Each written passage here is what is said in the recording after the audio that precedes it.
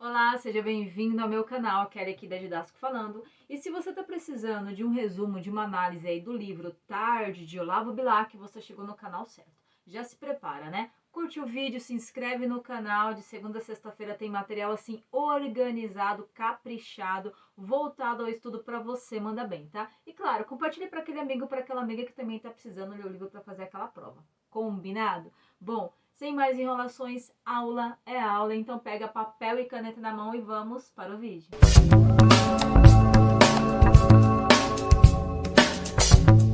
Vamos lá?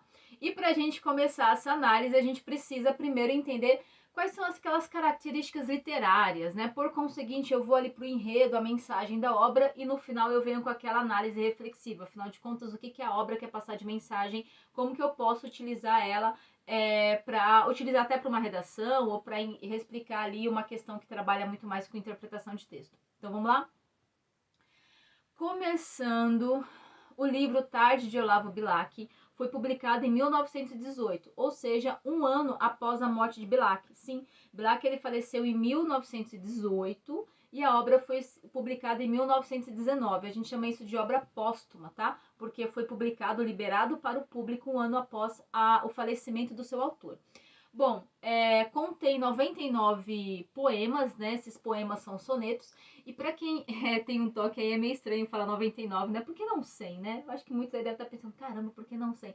Eu não ouvi o que eu ouvi? São 99 sonetos, tá? Detalhe, o que é um soneto, pessoal? Um soneto, ele possui 4 estrofes. O que é estrofe? É um conjunto de versos, ok? Ele possui 4 estrofes, sendo que as duas primeiras estrofes são chamadas de 2 quartetos, porque possuem 4 linhas, 4 versos. E as duas últimas estrofes são chamadas de 2 tercetos, porque cada estrofe possui 3 linhas, 3 versos. Tudo bem até aqui? E qual que é, digamos assim, a espinha dorsal, né, dessa obra? É um hino que é chamado Hino à Tarde, que vem aí dar, digamos, a mensagem do título, né? Pessoal, observação aqui, tá? A gente chama essa obra de um compilado de poemas. Sim, porque o Bilac ele foi escrevendo isso ao longo da vida. E sabe, como se fosse uma obra de arte mesmo? Ele ia melhorando aquele poema, ia reescrevendo, aperfeiçoando, aprimorando exatamente isso daí. Foi um compilado. Durante a obra inteira dele, ele foi escrevendo aquilo com calma, meticulosamente, sabe? Com o maior cuidado possível, o maior planejamento para entrar em publicação. Como eu estava falando para você, digamos, a espinha dorsal, toda obra tem isso, tá? Toda obra tem, digamos, aquele poema que ele vai ser a mensagem principal. Neste caso aqui, o Hino à Tarde, ele começa fazendo uma comparação. Cada parte dele, primeiro ele começa como se fosse amanhã ali comparando com o ciclo da vida, o ciclo do dia comparado com o ciclo da vida. Amanhã seria a juventude, aquela parte ali da adolescência, quase infância, né, dos indivíduos, dos seres humanos. Aí lá pro meio é como se viesse a tarde, sim, a tardezinha, que é como se fosse ali a vida adulta, né? Por volta ali dos 20 aos 40, 50 anos, e no final o anoitecer, assim, o crepúsculo, que é como se fosse ali já passando da vida adulta, né? Quase ali a vida idosa. Então, nesse poema, entenda que Bilac tem 53 anos. Este poema, essa obra foi a última obra dele antes dele falecer. Então é como se fosse ali uma análise ao longo da vida, entende aqui? Tome nota disso, que isso cai no vestibular, tá? Qual que é a importância da obra O Hino da Tarde para a gente fazer semelhança com o título e também entender qual que é a metáfora, a comparação, a ideia que este autor queria fazer com esta obra. Tudo bem, então? Agora eu entendi! Continuando o raciocínio. O Olavo Bilac, pessoal, ele era considerado aí como o príncipe dos poetas. Sim, ele era do parnasiano, do estilo de época parnasianismo, ele era, digamos, o mais certinho, o mais metódico, que se enquadrava exatamente naquele estilo de época. E quando eu digo isso, o que eu quero dizer, né? Então, informadas as características, vou agora para o estilo de época. O parnasianismo, ele fala muito da arte pela arte. O que que é isso? Eu não quero ali passar necessariamente uma mensagem, uma reflexão, fazer uma análise profunda do contexto, viajar na Helmas Airlines. Não, não, eu não quero isso. Eu não quero denunciar, criticar, refletir nada. Eu só quero descrever algo belo. E esse algo belo pode ser a natureza, pode ser uma forma feminina, pode ser uma mulher, pode ser um conteúdo, pode ser uma informação, um fato, um dia, pode ser qualquer coisa. Eu só quero a arte pela arte. Então ela é bastante descritiva, tá? Tome nota aí. Outra observação, ela é também bastante objetiva. Você vai ver lá, quando ele analisa muito a questão do antropocentrismo, ele é a razão pela razão, de forma muito objetiva, muito clara, muito dura. Ele não vem aqui, sabe, deixar subjetivo, amaciar as informações, não, não. É de forma muito clara, muito dura, muito racional. Isso aí. Quando a gente fala dessa ideia de arte pela arte, de muito racional, a gente chama isso até de alienação social. O que que é alienação social? Alienar é você estar perdido, separado, né? Você estar fora de um conjunto, seja social, um conjunto familiar, um conjunto de pessoas, um conjunto de conteúdo. Você estar perdido. E social porque ele está perdido daqueles temas relevantes para a sociedade, daquele momento. Ele não está preocupado, como eu te falei, em analisar, em denunciar, em refletir. Então ele está analisado somente em descrever algo de forma bela. Por isso que a gente chama de alienação social. Ele não reflete, ele não denuncia, ele não analisa. Fez sentido? Tome nota aí, tá? Outra coisa, né? Para quem a professora sempre pergunta ali se tem alguma figura de linguagem. Sim, tem. Você vai ver bastante o polissindeto. Só por Deus, irmão. O que é o polissindeto? Sindeto quer dizer conjunção e poli quer dizer muito, vários, mais do que 4. Então você vai ver normalmente a repetição do mesmo sindeto, da mesma conjunção, normalmente a conjunção e, tá? Outra informação importante aqui, a ideia de Parnaso, deixa eu analisar agora a palavra parnasianismo. Parnasianismo vem da palavra Parnaso, que quer dizer lugar, monte, local onde os gregos sentavam para compor suas obras, onde eles se inspiravam, sim, era o tal do Parnaso. Eles estão deixando a gente sonhar. Então aqui, pessoal, o parnasianismo ele vai retomar aquelas ideias clássicas gregas, exatamente. Você vai ter bastante aí a retomada de temas clássicos. Bom, tomou nota desses tópicos principais, agora vamos aqui analisar alguns poemas, é como se a gente fosse pro enredo da obra, tá? Eu já falei um pouquinho para você do poema Hino à Tarde, que se refere aí bastante ao título, e ele faz exatamente essa comparação do ciclo de vida com o ciclo de um dia, ok? Você também vai ver outro poema aqui muito importante, que é chamado Pátria. Esse poema Pátria, ele vem com muito uma veia nacionalista, sabe? Ó, o Parnaso tem bastante disso, tá? Ele é bastante patriota. Ele tem uma ideia de ufanismo. O que é ufanismo? O meu é o melhor, o meu local, a minha cultura, os meus hábitos, a minha nação, ela é a melhor, ela tem o melhor do que pode ter em qualquer nação. Então a gente vai ter aí o poema Pátria, que ele vem bastante exaltando. É como se fosse uma ideia bastante inflamada. Ó, outra figura de linguagem que a gente tem nessa obra, que é a gradação. Sabe aquela ideia de que ele começa o poema muito tranquilo, depois ele vai inflamando um pouco mais, emocionando um pouco mais aquela informação, e ele chega no final do poema como se fosse ali, sabe, aumentando a importância daquilo, enfatizando, inflamando a informação. Que cara mais engraçado! Isso se chama gradação. Pode ser tanto uma ideia de gradar, tá? De baixo para cima, né? Do menor para o maior, ou pode ser também gradação inversa, tá? Ele começa inflamando muito aquilo, aquele conteúdo, aquela informação, e ao longo do poema ele vai diminuindo essa inflamação. Bom, você vai ver isso no poema A Pátria. Esse poema A Pátria, quando a gente fala de gradação, é como se ele tivesse, sabe, inflamando essa importância, e aí ele faz uma ideia como se estivesse subindo numa árvore. Você vai percebendo que ele fala hora de subir na árvore e hora de dar mais importância para essa pátria. Lembra aqui que tem bastante comparação, aproximação de uma ideia com a outra? Bom, outra